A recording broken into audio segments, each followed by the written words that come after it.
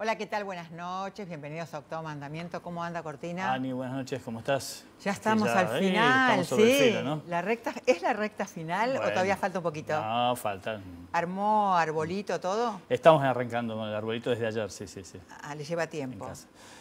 La verdad que, como otras tradiciones, tampoco está tan arraigada, entonces es como... De paso uno cuelga una bolita, ¿no? Pero no es que se pone a hacerlo. Ahí, a las andadas. Bueno, mañana... 10 de diciembre, 30 años de democracia ininterrumpida. Gran festejo, gran orgullo de los argentinos que logramos esto después de tanto tiempo. Sí. No teníamos 30 años de democracia ininterrumpida. Yo creo que hay que ir. Todos. Todos. Tenemos que ir a la plaza. Yo creo que tenemos que ir todos y no solamente tenemos que ir todos. Me parece que también, ¿qué nos enseñan estos 30 años? Que con elegir y con votar no alcanza. Que también hay que convertir esta democracia en una democracia representativa, republicana y federal. Me parece que tienen que hacer mejor los deberes los legisladores, claro. Tienen que hacer mejor las cosas, la justicia, tienen que ser todos más independientes. Y también me parece que, Luis, dos cosas. Una es el tema de esta brecha entre los más pobres y los más ricos, que por más que se vote, todavía la democracia tiene como deuda. Y el otro tema que me parece que también tiene como deuda es, organizar el tema de las fuerzas de seguridad. Porque si bien se neutralizaron las fuerzas militares, hay otro sector con armas que en la Argentina todavía puede, como dice Eugenio Zaffaroni, el ministro de la Corte, cargarse un presidente, haciendo referencia a Costecchi y Santillán en relación a Duhalde. Claro. Todavía hoy la policía en la Argentina puede cargarse un presidente. Ojo con esto, porque hay una alianza con sectores políticos, hay una alianza con sectores seguramente de la justicia. Hoy tenemos la persona indicada para hablar de este tema. Totalmente. Yo creo que además hay toda una trama de negocios que probablemente hoy nos ayude a desentrañar a nuestro invitado por debajo de todo esto, que es lo que me parece lo más complicado, porque ahí ya no hay cuestiones ideológicas que uno podría pensar, por lo menos en esencia, en la etapa de la dictadura o en los primeros años de la democracia, ¿no? Acá hay una cuestión de negocios y que no están dispuestos a dejarlo, digamos. Obviamente con esto no queremos decir que todas las fuerzas de seguridad están involucradas en esas tramas, pero claramente están muy enquistadas dentro de la organización policial, de gendarmería y de todas las fuerzas, este asunto que me parece que es vital para resolverlo. Hablándolo con Zaffaroni en su momento, él pensaba que a lo mejor si había alguna forma de sindicalización, no inmediata, pero alguna organización, una forma de sindicalización, se verían más representados con una línea de autoridad y representativa como para negociar los salarios, las condiciones de trabajo, etcétera, etcétera. Bueno, me parece que como funciona hasta ahora... No funciona. Busquemos un plan B. Y hay otra cuestión que ahí sí entramos, como siempre decimos, hablemos un poco de plata, y en este caso relacionado, que es, yo esta mañana escuchaba a varios agentes que estaban en manifestación en la provincia de Buenos Aires. Por lo que se escuchaba y por lo que relataban los mobileros, no parecían realmente agentes en rebelión, sino que eran trabajadores reclamando por un salario. Y la verdad que si vos ves lo que ganan los agentes, y no, yo creo que hasta no muy altos niveles de las fuerzas, es para llorar. Y los tipos la verdad que están jugando la vida todos los días, ¿no? Es cierto. Entonces, por un lado les pagamos poco porque sabemos que no pueden protestar, pero por otro lado les damos de alguna manera, les abrimos la puerta para que hagan negocios por otra vía, ¿no? Bueno, esto es una decisión política. Creo que hace falta una decisión política. Y el tema es, como siempre, ¿dónde se gasta la plata también? Yo tengo la sensación de que, hay algunos sectores, después nos va a decir Casolati, que es un experto en esto, ¿no? Nos va a decir si el hecho de que ganen poco no justifica de alguna manera entonces que hagan negocios por izquierda. Como gano poco, entonces, ¿sabes qué? El plus lo gano por afuera. Claro. Auspiciantes y después charlamos, dale.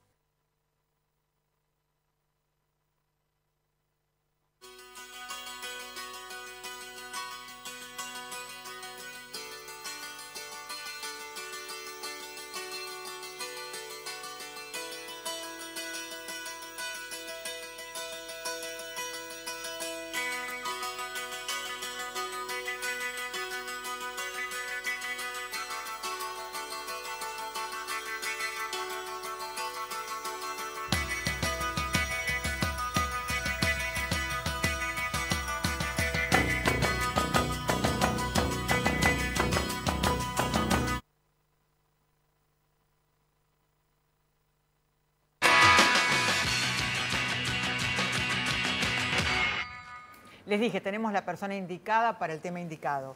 Juan Manuel Casolati, secretario de Ejecución Penal de la Defensoría General de San Martín. ¿Cómo estás? ¿Qué tal? Gracias por estar en Octavo y justo el día de hoy. Hay declaraciones tuyas donde dice que la corrupción policial estructural y la corrupción penitenciaria y las complicidades del poder político con la corrupción policial y penitenciaria son la causa de esta situación que vivimos cotidianamente. ¿Me podés ampliar esto de cómo se manejan las fuerzas de seguridad? Sí, a ver, doy algunos ejemplos. Generalmente el tema de la seguridad o un hecho delictivo, lo que muestran los medios y lo que se debate desde lo mediático, pero también desde la discusión política, es una foto muy chiquitita, que es el hecho en sí mismo, ¿no? Una violación, un homicidio, una toma de rehenes. Esa foto, que es muy pequeña, es la foto sobre la que se discute la cuestión. Ahora, esa foto es la punta de una montaña, de un iceberg, que no se ve. Hay un iceberg debajo de eso, de esa punta, enorme y mucho más complejo para entender que esa pequeña fotito. No se ve porque está tapado, y no se ve porque aquellos actores que lo conocen tampoco lo quieren visibilizar, porque de alguna manera son responsables o corresponsables. Está tapado a propósito, digamos. Exactamente. Entonces, cuando ves un hecho delictivo, lo que hay que empezar a ver, la foto más grande y más compleja para comprender, y lo que hay que visibilizar, que lleva mucho más tiempo además hacerlo. Sí. Fíjate que yo te estoy hablando del tema y todavía no dije absolutamente nada, pero necesito hacer la introducción. Esta foto la podemos dividir en tres cuestiones. La corrupción política en términos de cómo pacta con las fuerzas de seguridad, y después te lo explico. Los pactos que hace y que favorece y promueve la corrupción policial, sea policía o servicios penitenciarios, y luego la corrupción, las complicidades que hay de la propia fuerza con un sector que delinque. Y por afuera de esto, el Poder Judicial. Un ejemplo, el poder político en la provincia de Buenos Aires, después del motín de Sierra Chica, gesta lo que yo he llamado el doble pacto de gobernabilidad con las fuerzas de seguridad. A ver. Pacta con el servicio penitenciario, en particular, o con las fuerzas, pidiéndoles a cambio, a ellos, gobernabilidad del sistema. Que si hay hechos... Que no haya otros motines como Sierra Chica, digamos. No motines, o por lo menos no tan menos graves. muertes, pero dosificadas en el tiempo, no, por ejemplo, hechos como los de Magdalena. Digo, hechos que no generen una agenda pública del tema y que se lleve puestos, perdón por el término, a los propios actores, a los funcionarios. Te pregunto, ¿hay un negocio detrás de eso? ¿O es un tema solo de poder? ¿O hay un negocito? Es que este pacto este doble pacto de gobernabilidad lo que cimenta, lo que promueve, lo que permite y de lo que se abastece son de negociados económicos. Vuelvo a explicarlo. Negocia con la fuerza penitenciaria, entonces gobernabilidad del sistema. O sea, te dejo 2 o 3 que se escapen. Exacto, pero le permito a la fuerza penitenciaria gestionar y administrar las cárceles a su manera. ¿De qué modo? Permitiendo el ingreso de drogas, generando peleas y favoreciéndose esas peleas, robando mercaderías que tienden a venir a los internos, negociando con algunos proveedores. A su vez, la fuerza penitenciaria teje un segundo pacto hacia abajo, digamos, hacia en abajo. esa escala. ¿Con ¿no? quiénes? Con un grupo de detenidos. Claro. ¿Qué grupo de internos? Aquellos que son los que tienen mayor ascendencia, los más violentos, los más fuertes, los que administran la cosa. Entonces, este doble pacto de gobernabilidad gobierna el sistema penitenciario, genera que no explote, que no haya motines, pero está cimentado sobre la ilegalidad. Y lo que está cimentado sobre la ilegalidad, en algún momento explota.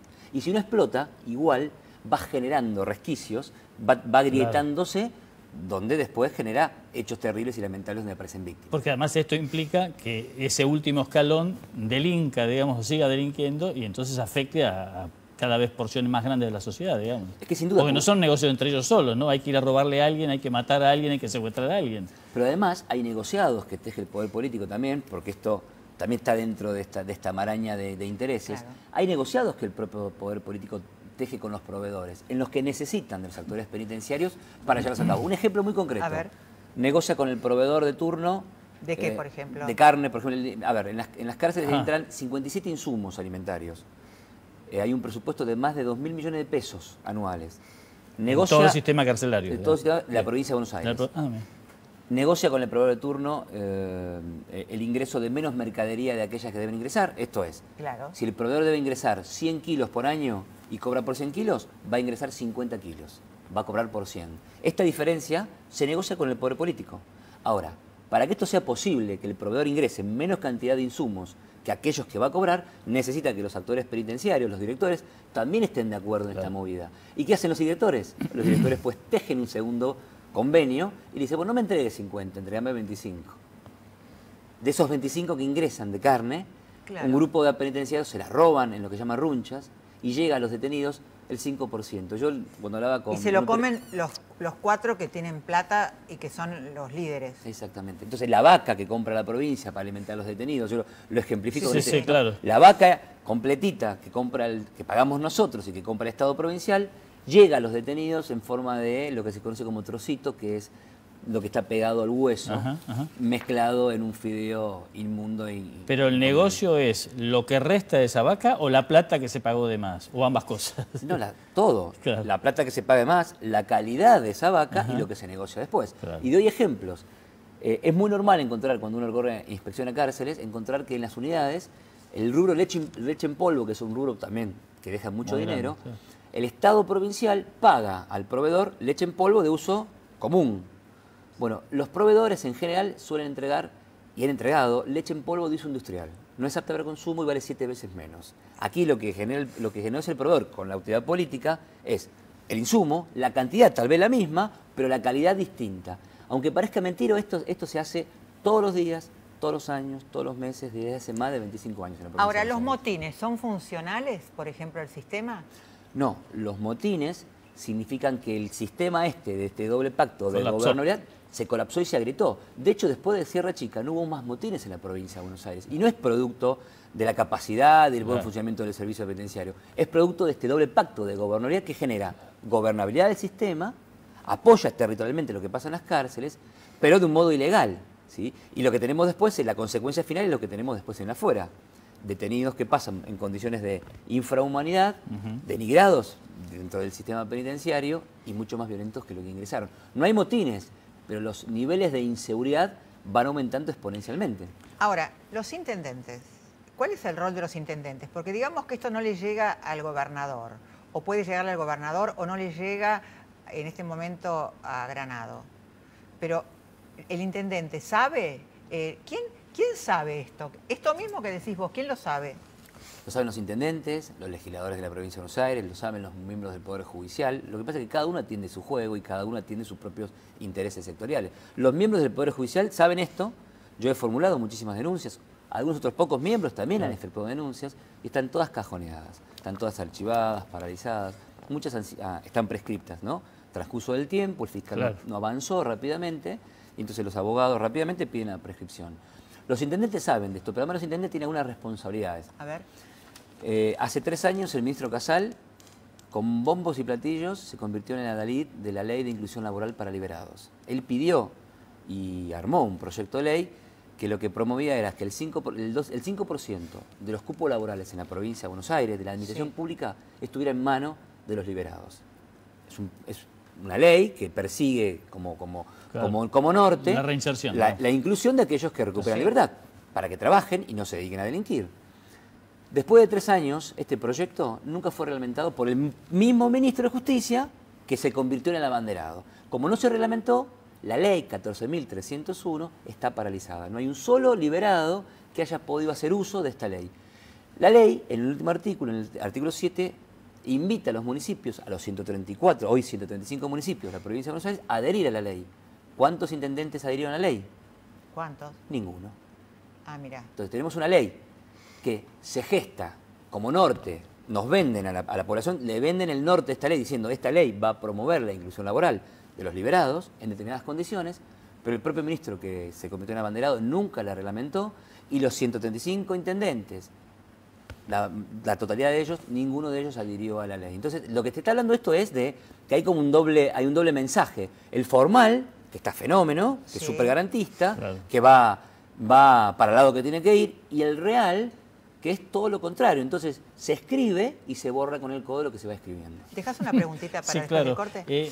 Te iba a preguntar para después del corte, si hay alguien que haya visto, que lo haya visto, seguro que todos, por lo que estás contando. Además, si lo estamos hablando acá con tanta nivel de detalle, es que lo sabe todo el mundo. Pero ¿hay alguien que intentó cambiar esto y por qué no pudo? Después lo seguimos. Ya volvemos, dale.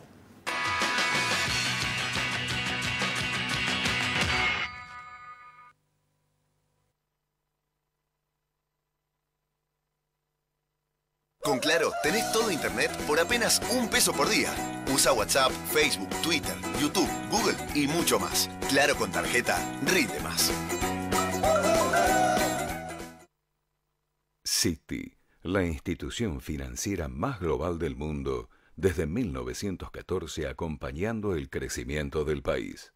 ¿Sabías que con el Certificado Único de Discapacidad podés tener cobertura médica gratuita? Ejerce tus derechos. Informate ingresando en www.sacatucud.com.ar o llamando al 4583-5100 desde Capital Federal y Gran Buenos Aires. Desde el resto del país, comunicate al 0810-122-0114. La Usina, 10 años sumando diversidad.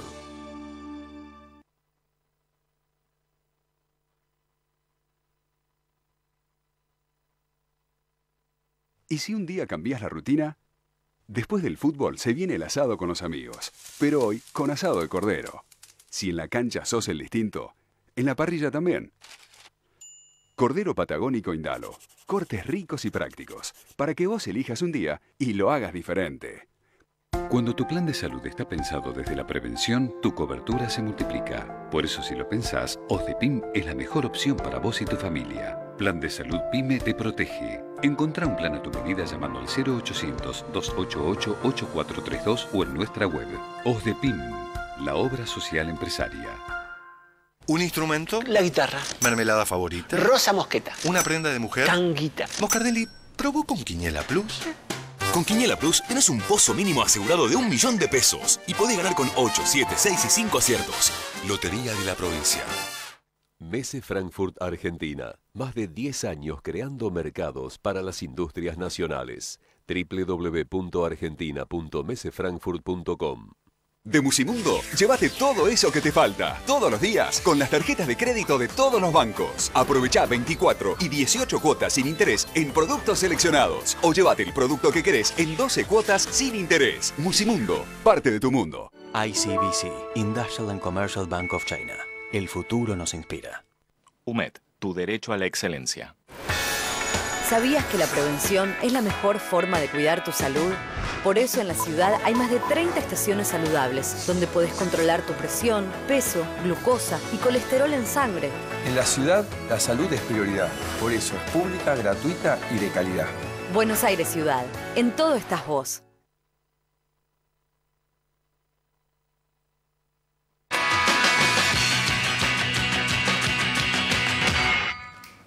Qué bravo el programa de hoy, ¿eh? Estamos con Juan Manuel Casolati, secretario de Ejecución Penal de la Defensoría General San Martín.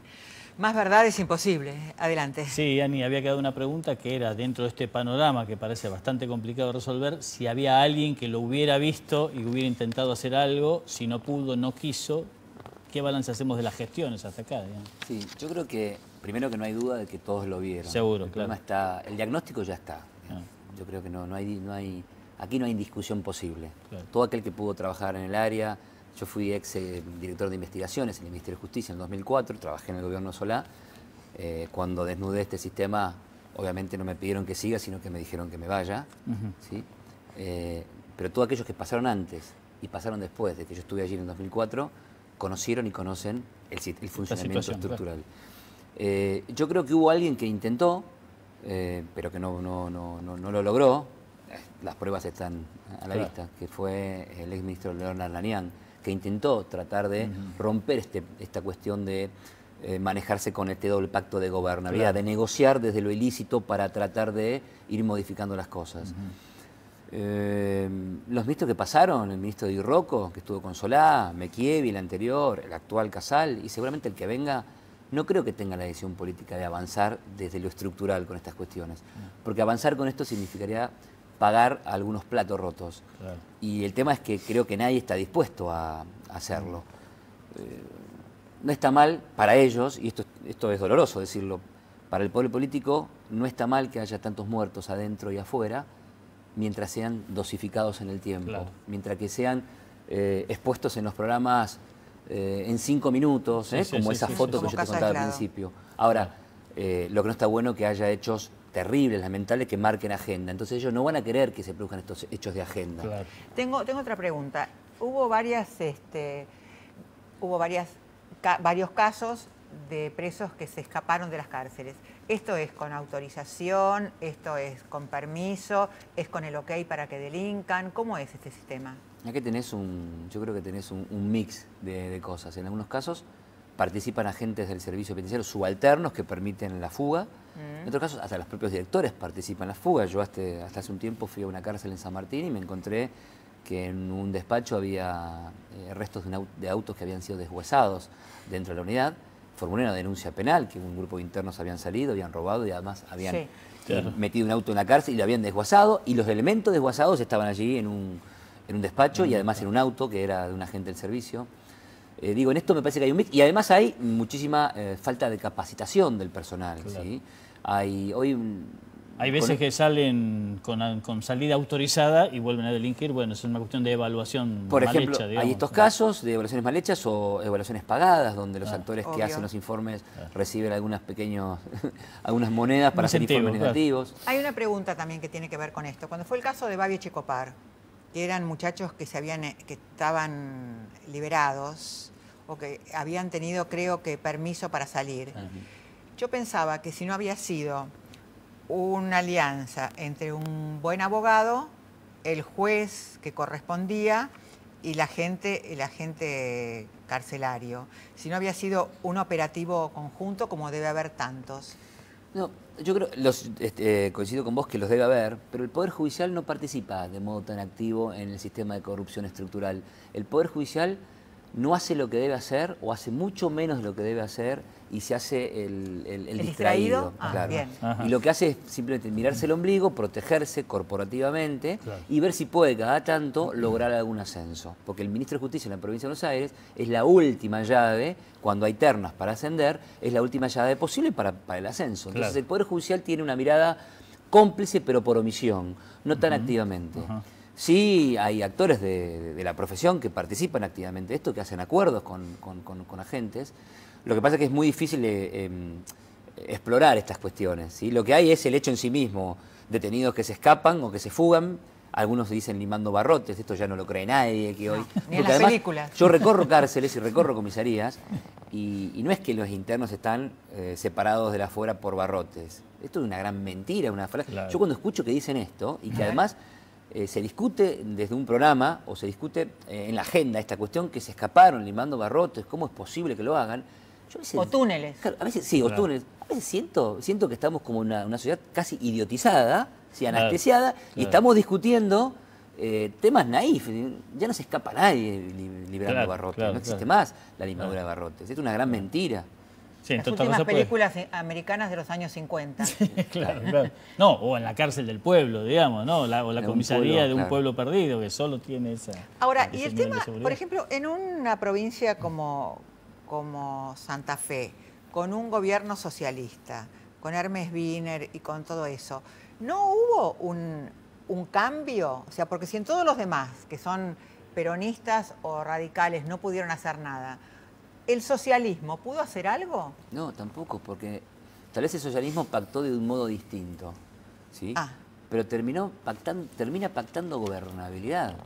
¿Sí? Que la policía se subleve, lo que está indicando es que es autónoma, ¿sí? No marca que responda al poder político. Hoy ninguna de las fuerzas provinciales responde al poder político, tiene autonomía. ¿A quién responden? A ellos mismos, a sus negociados, al equilibrio que se le pide desde el poder político. Por eso digo que este es el pacto de gobernabilidad. Es como una alianza tácita con los delincuentes, digamos, por así decirlo. Sí, claro.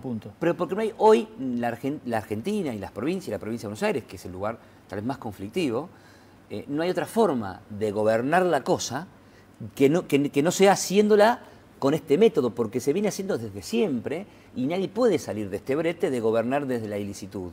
Porque vuelvo a repetir, nadie quiere pagar los platos rotos de modificar esto. ¿Cuáles serían los platos rotos? Y que la cosa sea ingobernable. Que sea el 2001, por ejemplo. En el 2001 hubo acuerdos entre punteros. Esto todo el mundo lo sabe, más allá que la causa no avanzó.